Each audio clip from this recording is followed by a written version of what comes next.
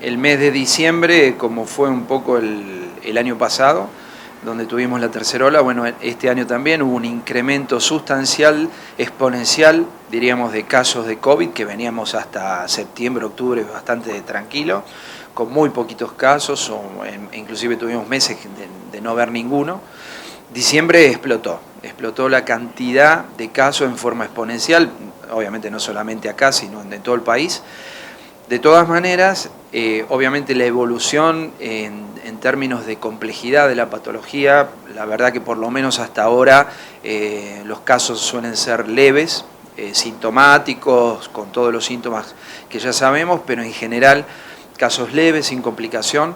De hecho, los números de nación en términos de internaciones por COVID y internación en terapia intensiva, por lo menos hasta ahora son bajos, siempre teniendo en cuenta que cuando empieza, sigue un poco en la misma cronología, empieza la cantidad de casos en forma exponencial y más o menos 15, 20 días posterior empezamos a ver internaciones y en el caso de sobre todo cuando no había vacuna, la mortalidad se veía 15, 20 días después.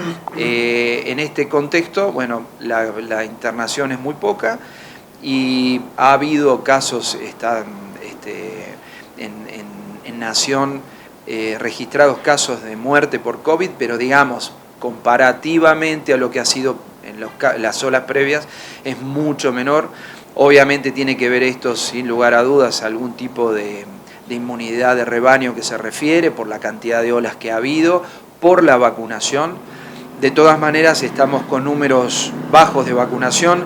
Hacemos la referencia de que para poder tener una inmunidad acorde a estas nuevas variantes que están dando vuelta, tercera y cuarta dosis, o sea, primer y segundo refuerzo, en líneas generales podemos decir que la gente está cubierta, así que bueno, para aquellos que no tengan tercera o cuarta dosis, insistimos en vacunarse. El tema de la quinta dosis o tercera dosis de refuerzo, que en un principio, así como fueron las anteriores, solamente eran para personas de alto riesgo, pacientes con problemas inmunológicos, pacientes renales crónicos, pacientes oncológicos. Bueno, ya va bajando línea, puesto que hay vacunas para personas mayores de 18 con factores de riesgo o personas mayores de 50 años y sobre todo el contexto de personas que trabajan en lugares cerrados, sea no solamente salud, sino cárceles, geriátricos. La idea es que esas personas también, si pasaron más de 4 meses de la última dosis, en el caso que sea la cuarta, hacerse la quinta. Fuera de eso, bueno, insistir con el tema de vacunación, pero por lo menos hasta ahora, como te digo, en términos de más allá de la cantidad de casos que ha crecido en forma exponencial. ¿Hay números, doctor? ¿Hay porcentajes? En realidad se está hablando más de un 400%, más del doble en la última semana. No, perdón, pasaron de 3.000 y pico a 13.000, o sea, la cantidad de casos ha sido efectivamente exponencial y de mucho porcentaje.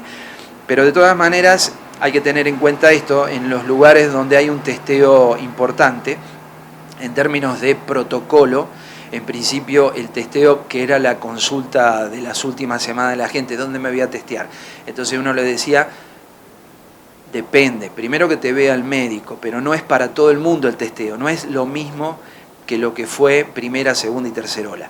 En este caso, el testeo era solamente para mayores de 50 años con factores de riesgo, fundamentalmente.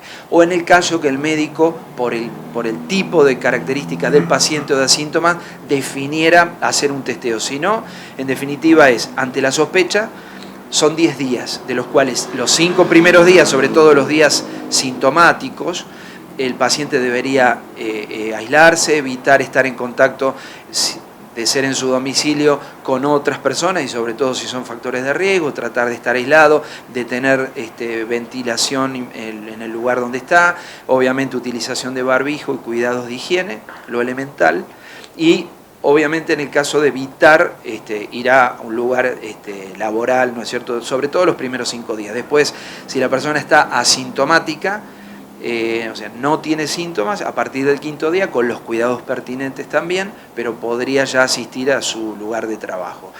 En líneas generales sería eso el manejo. Por supuesto que en el caso de que una persona sea de riesgo o esté muy sintomática y asista a un centro asistencial para que la evalúen, el médico definirá también un poco conducta, si se tiene que hisopar o no, etcétera. Pero digamos, en líneas generales, el manejo en ese contexto es distinto a lo que ha sido anteriormente.